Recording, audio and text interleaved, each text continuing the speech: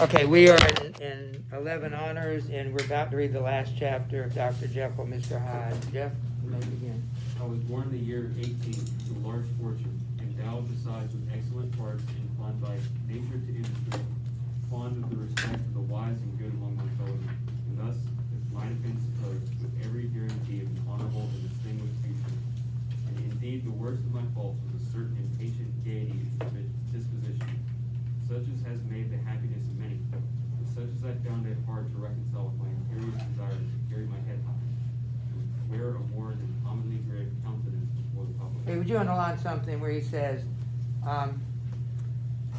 his only faults, or the worst of his faults, were a certain impatient gaiety of disposition, such as had made the happiness of many, but such as I found it hard to reconcile with my imperious desire. You don't have to write all that, but just underline a certain gaiety of disposition. I'm not even sure what he means about that, but he likes to have a good time. It's part of him, and I don't think, he even says, what's wrong with that? He even says that. But he also calls it his flaw. So let's see where he's headed with that. Go ahead. Hence it came about that I concealed my pleasures, and that when I reached years of reflection and began to look around me and take stock of my progress and position in the world, I stood already committed to a profound duplicity of life. Okay, underline that. Profound duplicity of life.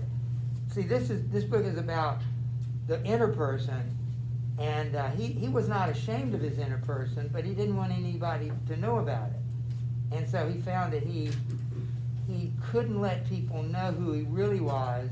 He pretended to be somebody else and then hid this other person. It was the fact that he wanted to hide it is the issue. So he concealed his pleasures, and he was committed to being two people. What do we call somebody who appears to be one way but is really another? Two-faced. That's one way. What's another word? We call them hypocrites. They say one thing and they do that, but being two-faced is good too. So that's what this book really was about all the time, is about hypocrisy, hiding who you really are. You can keep reading. Many a man would have even blazoned such irregularities as I was guilty of, but from the high views that I had set before me, I regarded and hid them with an almost morbid sense of shame. It was thus rather the exacting nature of my aspirations than any particular degradation of my faults that made me what I was, and with even a deeper trench than in the majority of men, served to meet those provinces of good and ill which divide and compound man's dual nature. In this case, I was driven to reflect deeply and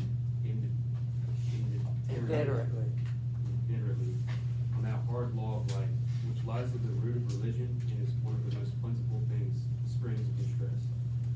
Though so profound a double dealer, I was in no sense a hypocrite. Now, he says he's not a hypocrite. He'll explain that. We would call him a hypocrite, but here's his explanation. Both sides of me were in dead earnest. I was no more myself when I laid aside restraint and plunged in shame. And when I labored in the eye of day at the furtherance of knowledge or the relief of sorrow and suffering. You can stop any time, but you're doing fine. And it chanced that the direction of my scientific studies, which led wholly towards the mystic and the transcendental, reacted and shed a strong light on this consciousness of the perennial war among my members. With every day, and for both sides of my intelligence, the moral and the intellectual, I thus drew steadily near to that truth, by whose partial discovery I have been doomed to such a dreadful shipwreck, that man is not truly one, but truly two. Underline that. Man is not truly one, but two. And earlier, he referred to the perennial war among my members. Paul talks about that if you're a believer, you're going to constantly be at war with sin. Sometimes you'll win, sometimes you'll lose, but you're going to be winning more than you lose. Let's keep reading. I say too, because the state of my own knowledge does not pass beyond that point. Others will follow, others will outstrip me on the same lines, and I hazard the guess that man will be ultimately known for a mere polity of multifarious, incongruous, and independent denizens. I, for my part, from the nature of my life, advanced infallibly in one direction and in one direction only. It was on the moral side, and in my own person, that I learned to recognize the thorough and primitive duality of man. I saw that of the two natures that contended in the field of my consciousness. Even if I could rightly be said to be either, it was only because I was radically both. And from an early day, even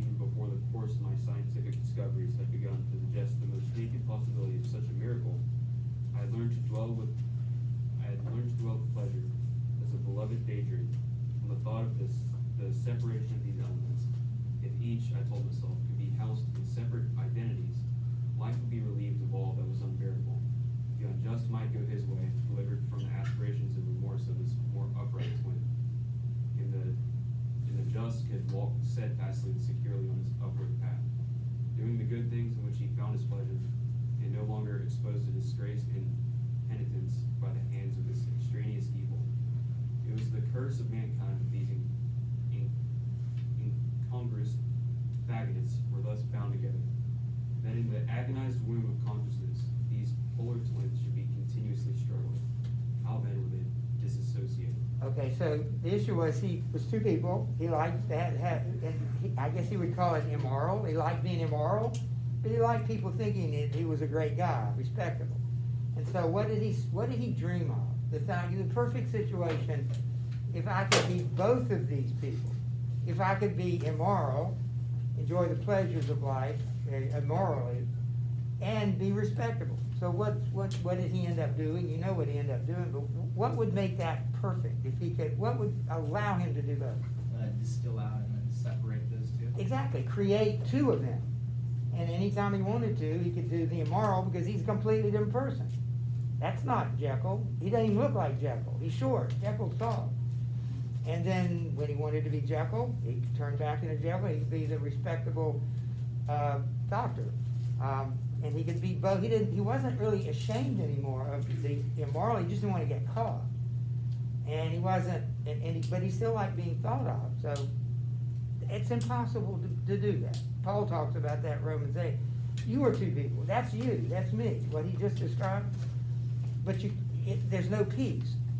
As a believer, you'll never have peace with sin. That's when you know you've really grown as a believer, is that you do things you know are not right, and you hate it, and you don't want to do it. That's the first sign that you've gone that far. I'm truly a believer, and it's only Jesus Christ is going to be able to help me. That's what Paul talks about in Romans 8. That's in fact the answer, Jesus Christ. In Romans 8, he says it. It's only by Jesus, whereas in this book, the solution is in science. Let's go to science, and maybe I can literally separate myself. Have you thought about that? How does that run counter to all that we know that is healthy about being mental, our mental health? I mean, what do we call people that think they're something that they're not? What is schizophrenia? I'm not even sure what that is.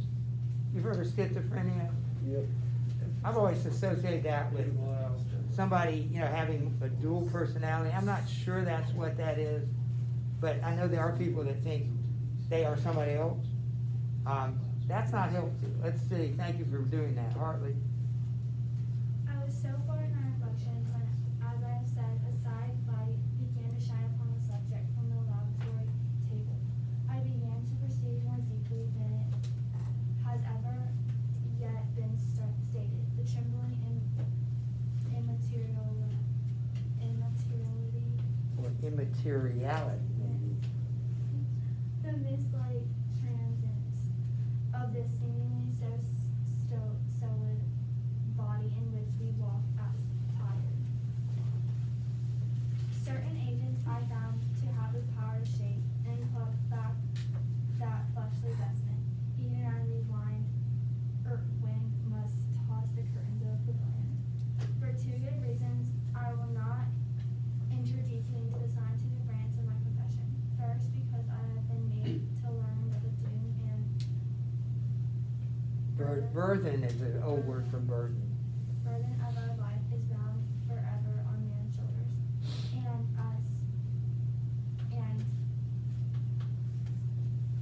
and when the attempt is made to cast it off, it but returns upon us with more unfamiliar and more awful pressure.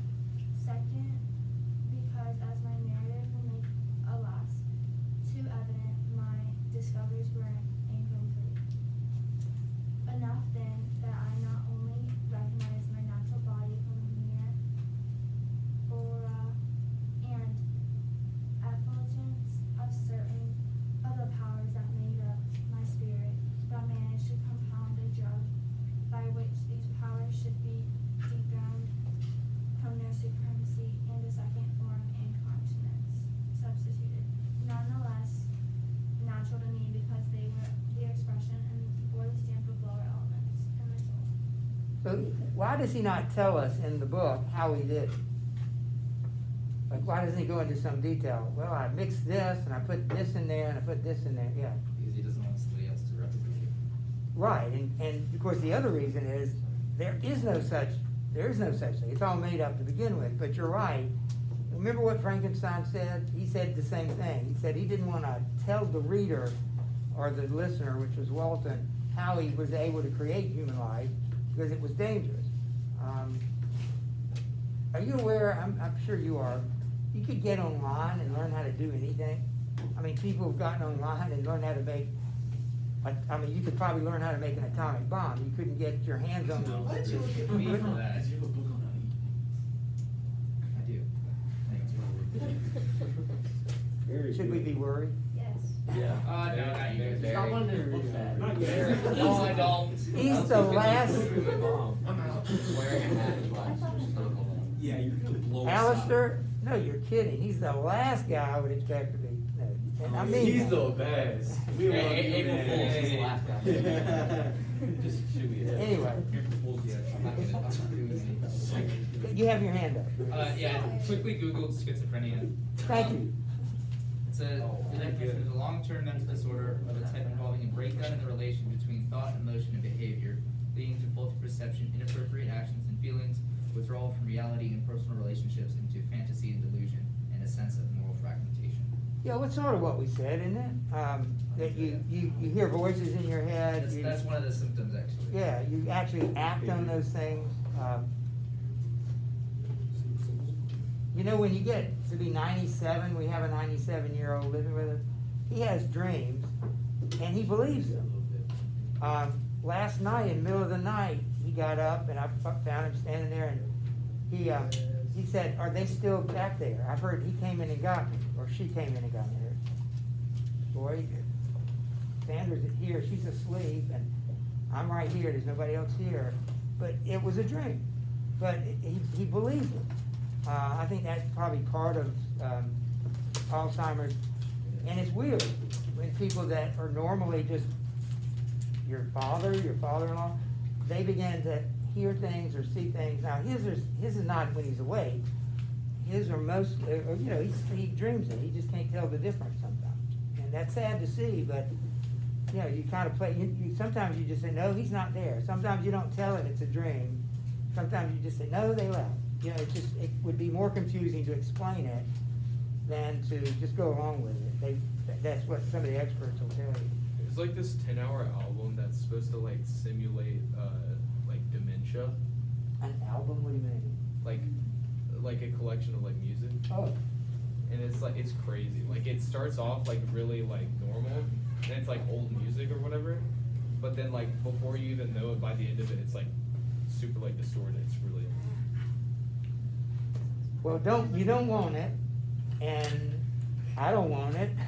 There are a lot of things I'd rather happen to me physically than lose my mind, you know?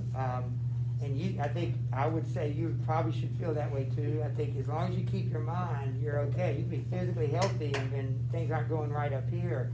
I think that would be awful. Yes. My grandfather had frontal temporal dementia. Had what? Frontal temporal dementia, so it's a different one, but it's the Okay. brain. Location in the brain. Yeah, that's also what he passed away from a couple years ago. So My dad passed really, well, started with dementia, and I don't know the difference between dementia and Alzheimer's. Good topics for next year, by the way. You haven't decided I what can you. Google it. All right, well, let's go back this time to Sarah, I believe. Anyway, he's a perfectly normal person with perfectly normal sins, and he's trying to take a drug for it. Have you ever gotten your teeth, like, they usually when they pull like wisdom teeth, did they ever offer you some pretty strong stuff, and did you not take it? They offer narcotics.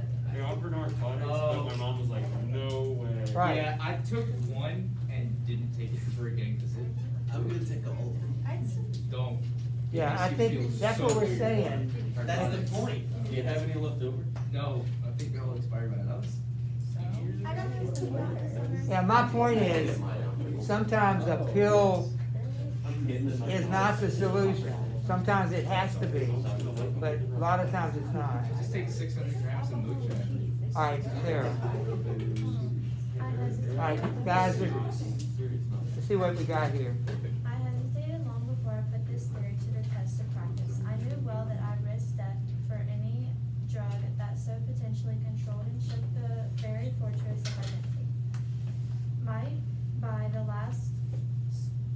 scruple. of an overdose or at least inopportunity in the moment of excitation utterly blot out that immaterial tabernacle which I took to change. But the temptation of a discovery so singly and profound at last overcame the suggestion of alarm. I had long since prepared my Tincture, that's a drug thing. I purchased at once from a firm wholesale chemist a large quantity of a particular salt which I knew from my experiment to be the last ingredient required. And late one accursed night I compounded the elements, watched them boil and smoke together in the glass, and when I drank, the ebullition had subsided. With a strong glow of courage, drank off the potion. Just notice that the key ingredient is in fact the ingredient before Mr. Hyde killed himself, he kept asking for something pure, go get me something pure. It was the salt that he was asking for. So they don't tell us any other of the make-believe things, because it's all make-believe, but salt is one thing we all know about. What does salt represent? Like it's in the Bible, but what is, you know what salt, like, symbolically could represent? Didn't Abraham's nephew's wife turn into a pillar of She salt? did. You know, anything else salt represent? Jesus said, we are the salt of the earth. What does that mean? Like Christians are the salt of the earth. What two things does salt typically do for us? Adds flavor. Preservation and what else? Like, if it's not, doesn't taste, it usually sprinkles on, so it's taste. Taste and preservation. One other thing, it has the quality of being unchangeable. It represents that. So keep that in mind. The key ingredient here is salt. Walker. Are we on the nose? Jackson, why don't you try to do maybe? All right. The most racking pangs succeeded, a grinding in the bones, deadly nausea, and a horror of the spirit that cannot be exceeded at the hour of birth or death. Then these agonies began swiftly to subside, and I came to myself as if out of a great sickness. There was something strange in my sensations, something indescribably new, in front of new novelty, incredibly sweet. I felt younger, lighter, happier in my body. Within, I was conscious of a heady recklessness, a current of disorder, sensual images running like a mill race in my fancy, a solution of the bonds of obligation and unknown but not an innocent freedom of the soul. I knew myself at the first breath of this new life to be more wicked, tenfold more wicked, sold as slave to my original evil, and then the thought and that movement braced and delighted me like wine. I stretched out my hands, exulting in the freshness of these sensations, and in the act I was suddenly aware that I had lost in stature. You know, I've said from the beginning, and I'm just dying to tell you, but we've got to wait till we come to that. Wahad was shorter. There was a reason. There's like a philosophical reason. We'll get to it. Would you circle these words? New life. This is almost like a reverse transformation. It's almost like mocking Christianity. You know, like we have the new birth, we're born anew, you know, John 3:16, all that. But his new life is the opposite. He's born to something wicked. Just get this straight, all right? Because I'm going to ask you this. Mr. Hyde is completely evil. There's nothing good about Hyde in the book. He's completely evil. That's why when people were around him, they say there's nothing deformed about him, I just don't like him. Or they'd say he's so disagreeable. It's because the idea was that they were in the presence of something that was completely evil. Dr. Jekyll, on the other hand, when he stayed Dr. Jekyll, when he moved to Mr. Hyde, he was never good, nothing good about it. But as Dr. Jekyll, he was both good and bad. So he never, you know, he didn't have a drug that could make him all good, but he could have a drug that could make him all bad. And he talks about it like, hallelujah, yeah, I'm a new man. How did he feel about it? look at the words, circle these words. He was younger, lighter, happier, reckless, free, but at the same time wicked. And we're going to read a book when you come back called Heart of Darkness, and it is very similar to this. It's about a guy who leaves civilization and goes to what most people would call a very primitive, uncivil place. And because he's in this uncivilized place, he becomes almost all evil. And I always, AP just finished it, and I always say, you're going to have that challenge. Maybe it's the day you walk on college campus. Nobody's going to tell you what to do. Parents are going to be hundreds of miles away. Nobody even knows you. Kind of like you get a new identity. I mean, it's going to be that temptation. I can do anything I want to, and you're going to determine really who you are. And I think it's good. I think it's good to have that challenge. Like, okay, who am I? Am I going to enjoy this new freedom to do bad, or am I going to enjoy the freedom to do good? Nobody's going to know you.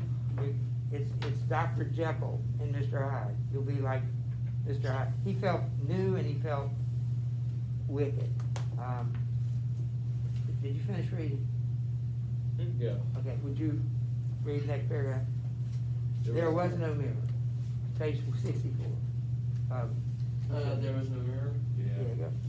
There is no mirror at that date in my room. That which stands beside me as I write was brought there later on, and for the very purpose of these transformations. Pause. Why is the full-length mirror that Cheval there? He could see himself change. He could see what he looked like. I mean, he felt all this, but he didn't know what he looked like, so he could actually see the change happen in front of his bread. The night, however, was far gone into the morning. The morning, black as ever, was far gone. Wait, what? Oh, it was nearly ripe for the conception of the day. The inmates of my house were locked in the most rigorous hours of slumber, and I determined, flushed as I was with hope and triumph, to venture in my new shape as far as to my bedroom. I crossed the yard wherein the constellations looked down upon me. I could have thought with wonder the first creation or creature of that sort, that their unpleasing vigilance had yet disclosed to them. I stole through the corridors, a stranger in my own house, and coming to my room, I saw for the first time the appearance of Edward Hyde. All right, thanks. I must here speak by theory alone, saying not that which I know, but that which I suppose to be most probable. The evil side of my nature, to which I saw now transferred, the stamping efficacy was less robust and less developed than the good which I had just deposed. Again. All right, that's an important line. Would you read it? Read that again. The evil side of my nature, to which I had now transferred the stamping Efficacy. was less robust and less developed than the good which I had just deposed. All right, keep reading. Again, in the course of my life, which I had been, after all, 9/10 a life of effort, virtue, and control, it had been much less exercised and much less exhausted. And hence, as I think it came about that Edward Hyde was so much smaller, slighter, and younger than Henry Jekyll. Now we know the reason he was short. Why? Yes, he was younger. And why was he younger and shorter than Dr. Jekyll? Remember I said he was also all evil? Because he just said 9/10 of his life had been doing good. So Dr. Jekyll represents the 1/10 of his life that was bad. The evil hadn't been exercised as much as the good. So that's why the evil was shorter and younger, because it hadn't been exercised. And it's very almost, you can't notice it, but as the book goes on, he actually gets taller. I don't think he did as well as to show that, but that's theoretically what's going to happen. the longer Hyde would live, the older he would look, and the bigger, taller he would be, because now that's the evil side of him that's been being exercised. Yeah. Even as good shone upon in the countenance of the one, evil was written broadly and plainly on the face of the other. Evil besides which I must still believe to be the evil side of man had left on the body an imprint of deformity and decay. And yet when I looked upon the ugly idol in the glass, I was conscious of no repugnance, rather of a look of welcome. This too was myself. It seemed natural and human. In my eyes it bore a lively image of the spirit. It seemed more express and single than the imperfect and divided countenance. I had been hitherto accustomed to call mine, and in so far I was doubtless right. I have observed that when I wore the semblance of Edward Hyde, none could come near me at first without visible misgiving of the flesh. This is as I take it, was because all human beings, as we meet them, are Commingling. commingled out of good and evil, and Edward Hyde alone in the ranks of mankind is pure evil. Underline, that's what I was telling you earlier. Jekyll is like you and me. He's got good in him, he's got bad in him. Hyde has only bad in him. And if you are more reformed in your theology, if you know what I mean by that, the more reformed you are, the more you believe in the totality or the completeness of evil in you. TULIP, T-U-L-I-P, stands for 5 aspects of, they say Calvinism. I guess that's fair. But the T stands for total depravity. That even the nice guy who's an unbeliever, you know, it doesn't look like he's doing anything bad. He's still totally depraved. He has the potential of doing anything. Like if the day you realize you could do anything bad, you have the capacity to do any bad thing you can imagine. That's actually a good part, to realize that I don't want to be that guy. I want to be saved. I want to not be bad. I want to be good. And when you become a Christian, now you have the opportunity to grow in your being. It's the opposite of this book. He separated, and the evil was small and grew. In reality, the evil is the grown person, and when we become saved, the good is small and has to grow, not the evil. In God's eyes, you are completely good. In the Father's eyes, because Jesus' righteousness is accounted to you. In reality, that is a form of reality, but in practice, you are still doing evil, even when you're a believer. But God doesn't, he knows it's there, but he realizes that's covered by the death of Christ. And you're trying to change it. You're trying to become more and more good. This is why we like this book. That's why we put it on our list, because it says so much about our theology. Thank you. We'll go to Alistair. Did you finish that? You did. I lingered but a moment at the mirror. The second and conclusive experiment had yet to be attempted. It yet remained to be seen if I had lost my identity beyond redemption and must flee before daylight from a house that was no longer mine. Turning back to my cabin, I once more prepared and drank the cup, and once more suffered the pangs of disillusion, and came to myself once more with the character, the saccharine face of Henry Jekyll. So how does he change from Jekyll to Hyde? I guess the same. And how does he change back from Jekyll back to Hyde? Or how does he go either way? The same thing. He's got to take it. So it's I don't know why it works that way, but it'll change him back to the other nature. You read or pass it? That night I had come to the fatal crossroads. I had approached my discovery in a more noble spirit. Had I rested experiment while under the empire of generous or pious aspirations, all must have been otherwise. From these agonies of death and birth, I had come forth an angel instead of a fiend.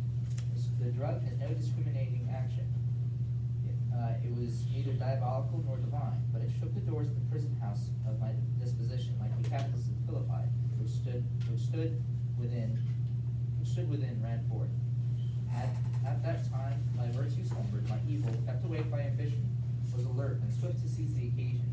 The thing that was projected was Edward Hyde. Hence, although I had now two characters as well as two appearances, one was wholly evil and the other was still old Henry Jekyll, the incongruous compound of whose reformation and improvement I had already learned to despair. The movement was thus wholly toward the worse. You see that, remember, because I'll ask you that, Hyde is completely evil, Jekyll is both good and evil. Thanks. Dr. Even at that time, I had not conquered my aversions to the dryness of a life of study. I was still being merely disposed at times, and as my pleasures were undignified, and I was not only well known and highly considered, but growing toward the elderly man. This incoherency of my life was daily growing more unlawful. It was on this side that my new power tempted me until I fell in slavery. I had but to drink the cup to doff at once the body of the noted professor, and to assume, like a thick cloak, that of Edward Hyde. I smiled at the notion. It seemed to me at the time to be humorous, and I made my preparations with the most studious care. I took and furnished that house in secret, to which Hyde was tracked by the police, and engaged as a housekeeper, a creature whom I knew well to be silent and unscrupulous. On the other side, I announced to my servants that a Mr. Hyde was to have full library and power about my Liberty. house in the square. It says full liberty and power. Oh, yeah. And to parry mishaps. I even called and made myself a familiar object, my second character. I next drew up that will to which you so much objected, so that if anything befell me in the person Dr. Jekyll, I could enter on that of Edward Hyde without pecuniary loss, and thus fortified, as I supposed on every side, I began to profit by the strange immunities of my person, on my Yeah. position. Right.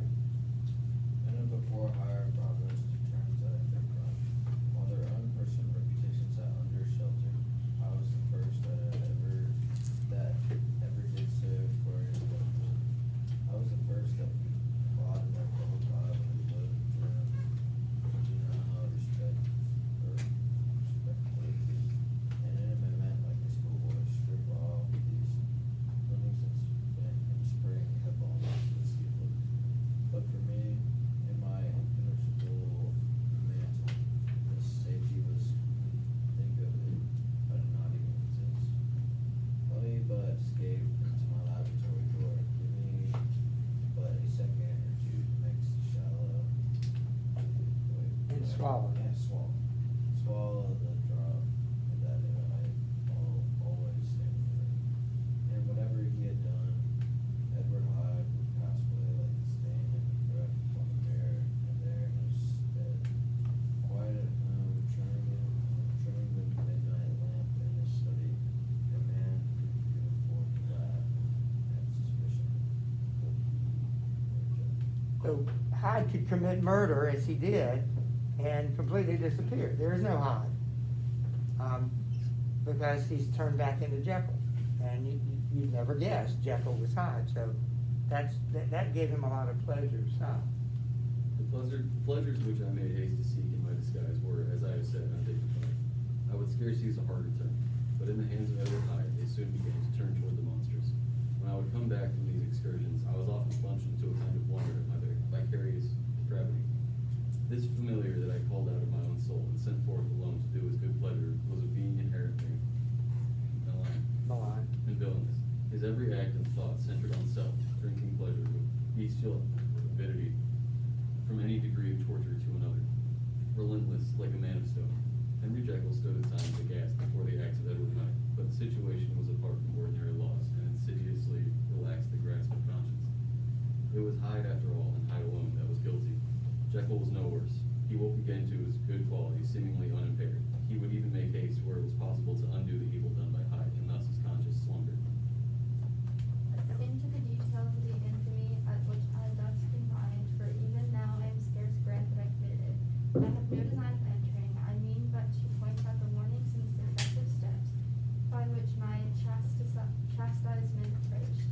I met with one accident which, as it brought on my consequence, as on no consequence, I shall no more mention.